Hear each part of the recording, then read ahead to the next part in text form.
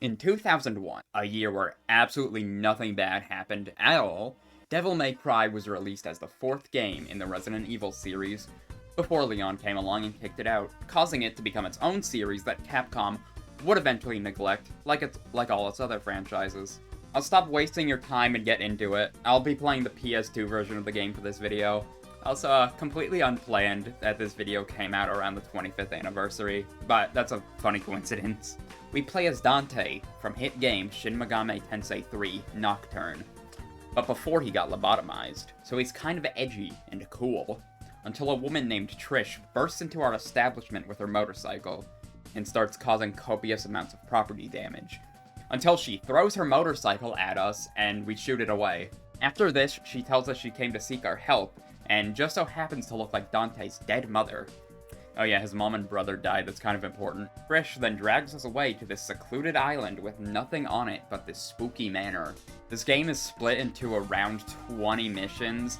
They range from 30 minutes to 4 seconds long, and they all start where the previous one ends. Oh, I'm just not going to bring up mission numbers. From the camera angles alone, you can really tell this was supposed to be a Resident Evil game. I mean, the camera isn't that bad, but it is a pain to deal with sometimes. This entire game being set around navigating this one manor island general area is also reminiscent of Resident Evil.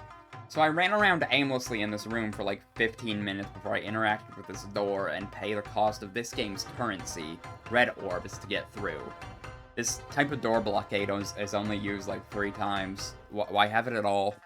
After some more walking around, we find this rusty key for the locked door in the starting room, leading us to our first enemy, because we stole their key. These puppet guys come in all various colors, and they're not really a problem, unless they shoot you in the face. We tear the Yule lads apart and go to unlock the door to this room, with a plane in it. Remember this airplane, it's gonna be important. We walk down this really long hallway to see the sword being held by the statue, and promptly get impaled.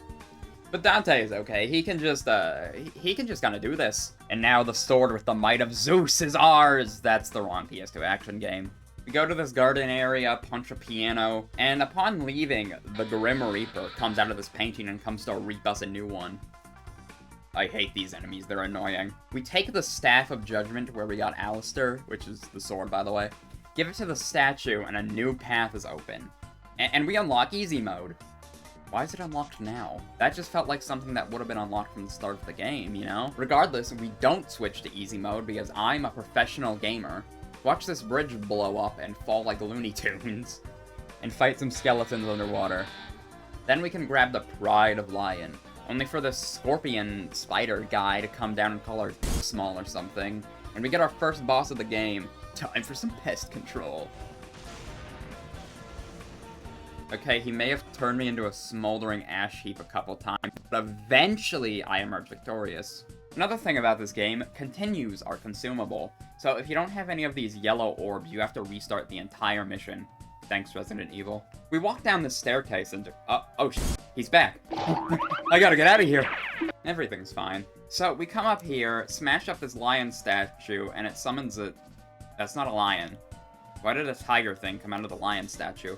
This panther thing is immune to melee, so we have to take care of it All Yeller style, and then it blows up. More puzzle solving, put the thing in the place, and evil mirror, Dante. Just like Zelda 2. Never mind, it's this guy. We go down to the courtyard, and I would make a joke, then show the deaths.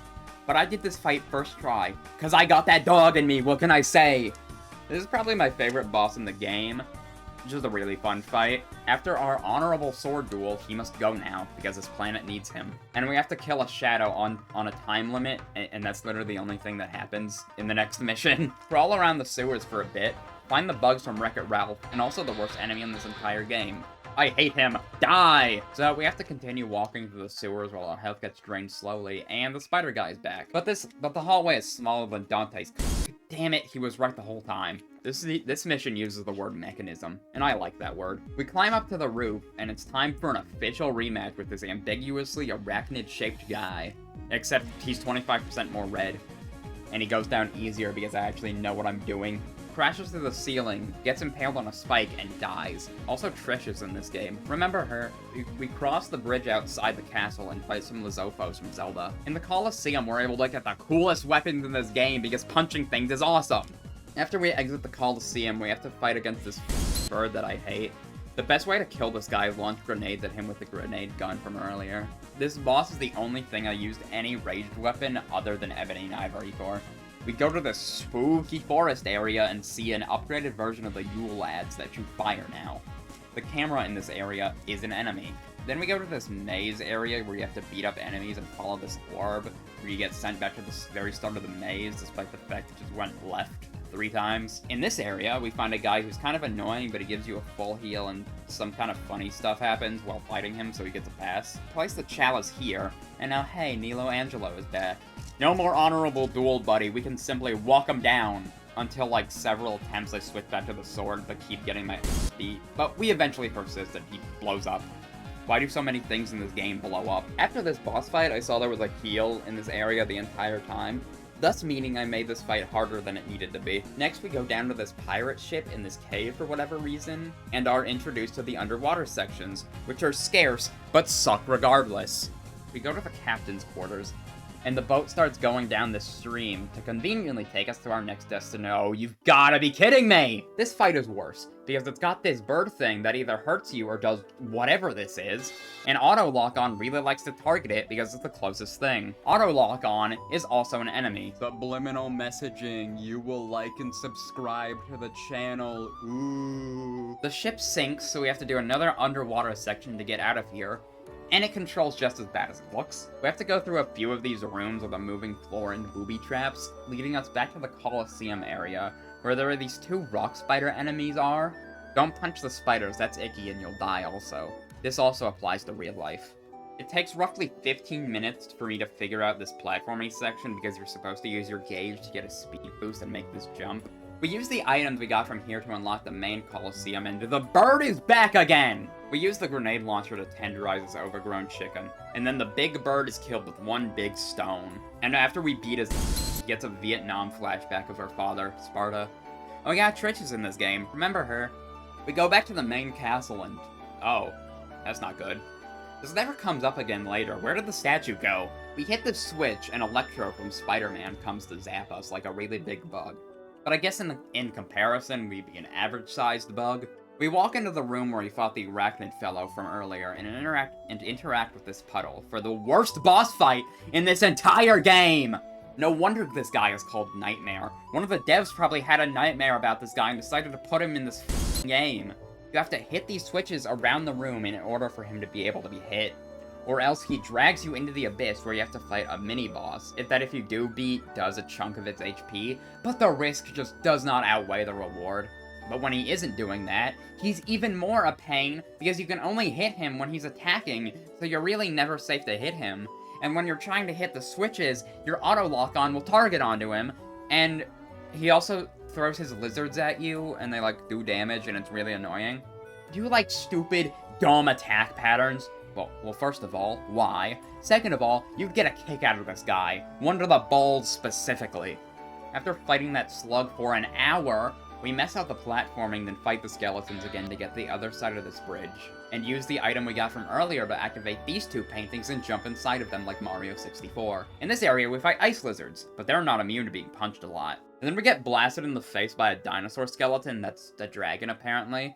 To beat the dragon, we have to stand on this circle and parry the fireballs back. We open this door and find Nilo Angelo, again, who takes off his helmet this time. This third fight is pretty much the same as the last 2 fights, except he has the Roaring Knight sword attack this time. After we kill him, he drops the missing second half of Dante's amulet.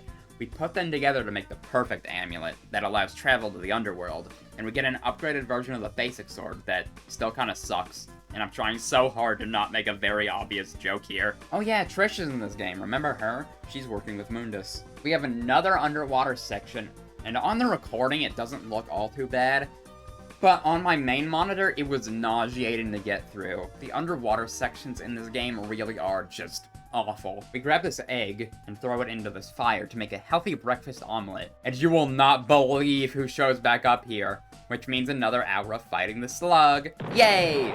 We're able to win yet again and finally get our...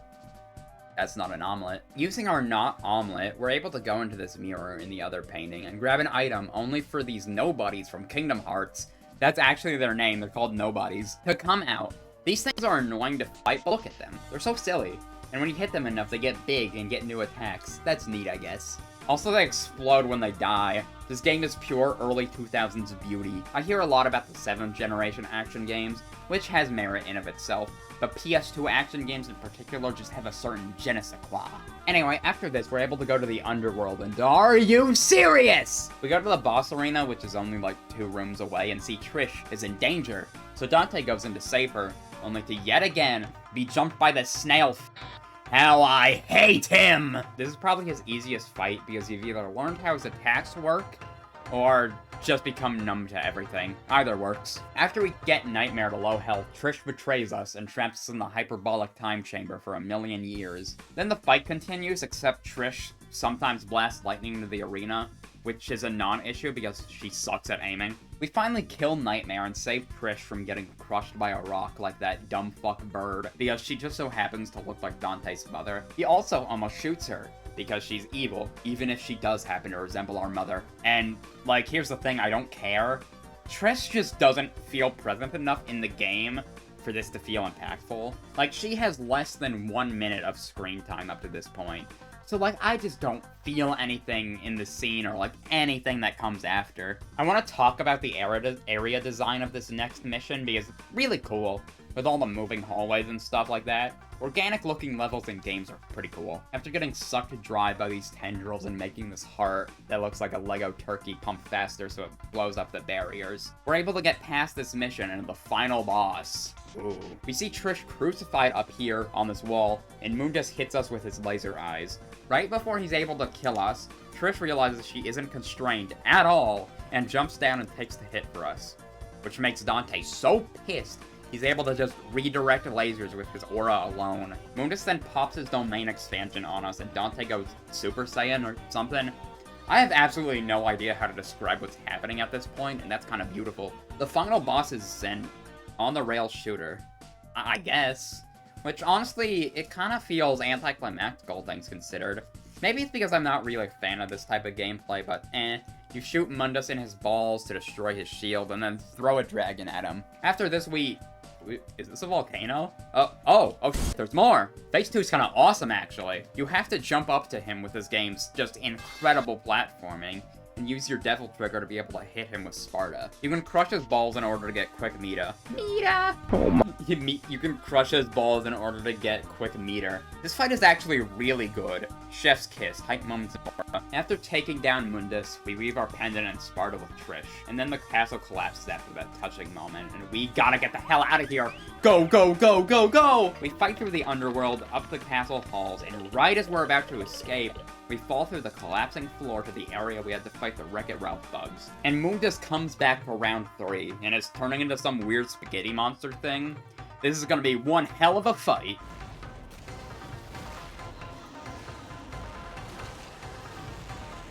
Oh hey, Trish is back, and she gives us the last of her Haman, so we can charge up our pistols and blast Mundus into the Shadow Realm, where he swears he will return. We have another touching moment with Trish while the entire castle collapses around us.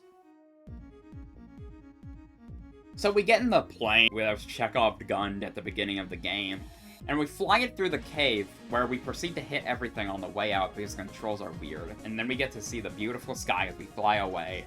The day is saved thanks to Wacky Wahoo Pizza Man. Dante, look out! Okay, final thoughts time. It's alright. This is a prime PS2 action game, which is a compliment because PS2 action games are awesome. It really feels like a Resident Evil game that was turned into something else because that's exactly what it was. But it does have its own identity, for the most part.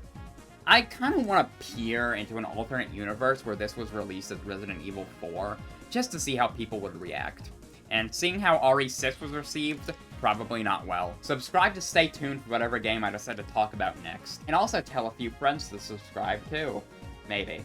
I'm not starting a cult, I swear.